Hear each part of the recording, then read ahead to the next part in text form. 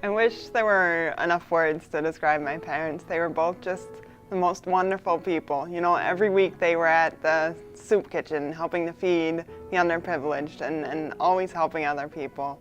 But you know, my mom was the cool 8th grade English teacher.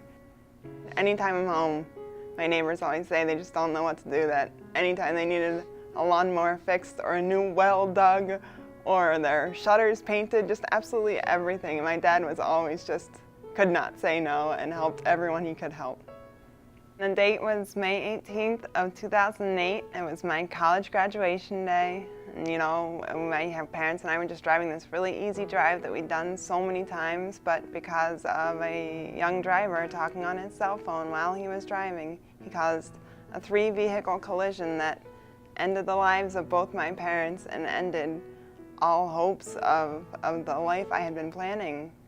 And there happened to be a paramedic who lived right on the scene. He heard the crash and came to see if everyone was okay. When he got there, my mom didn't even have a heartbeat. My dad had a really faint heartbeat, but it faded almost right away. And when he came to me, I had a really strong pulse, but I wasn't breathing. So he moved my head and I took a gasp for air. We were literally around the corner from an ambulance station and less than 10 minutes from a trauma hospital. My life has changed in every way imaginable. Not only with my parents being gone, but you know, just being in this entirely new body. Broken bones heal, but you know, a brain injury is forever, and that amazingly I lost not too much cognitive ability. She started off on the brink of death, you know, a 10% chance of surviving, and it was 2 weeks before she even really started waking up, giving me the occasional thumbs up. It was 3 months before she even really knew who I was. It was about a month and a half after the accident. She was the first time she asked where her parents were.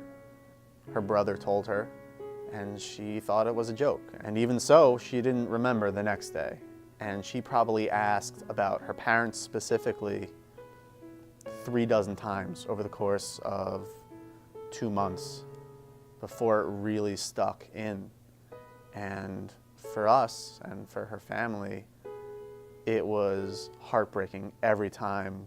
The left side of my body doesn't really, this is what my arm can do. I can't move my wrist, I can't move my fingers, I can't move my ankle, I can't move my toes. It's just so difficult that I can't really function as a normal human being. That the things I used to love to do, I can't do anymore. You know, I was an outdoors girl. There's no more hiking, there's no more biking, there's no more throwing a baseball around, there's no more canoeing, there's no more camping. Those were my absolute favorite things to do.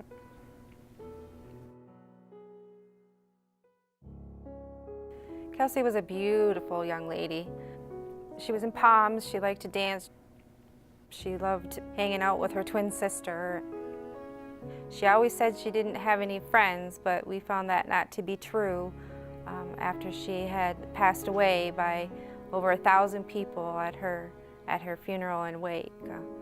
Even at 17, she would want to hug and snuggle with me, and she just had a huge, huge heart. She was a very fun-loving kid. She was always cracking jokes and laughing at everything I said. She loved to play jokes on me as well, and I think especially me. She was always leaving me notes. Dad, love you, I was here. As a matter of fact, we found one note months after she died in our car, and in the glove box was a note she had written. Said, Dad, I know you're going to clean the car and find this note.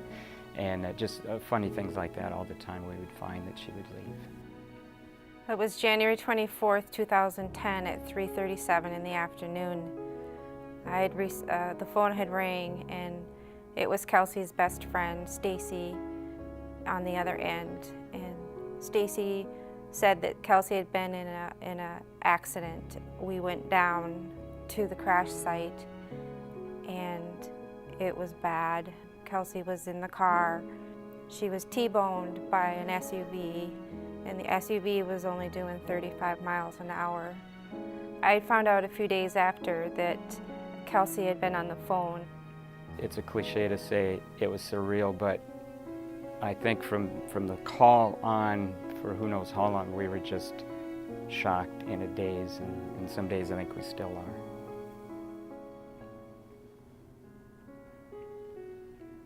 Focus Driven in its simplest terms is essentially the Mothers Against Drunk Driving on today's cell-infested roads. And you know, we're just doing our best to get legislation passed, to reach out to families who have lost loved ones and help them find a place to mourn the loss of their loved ones.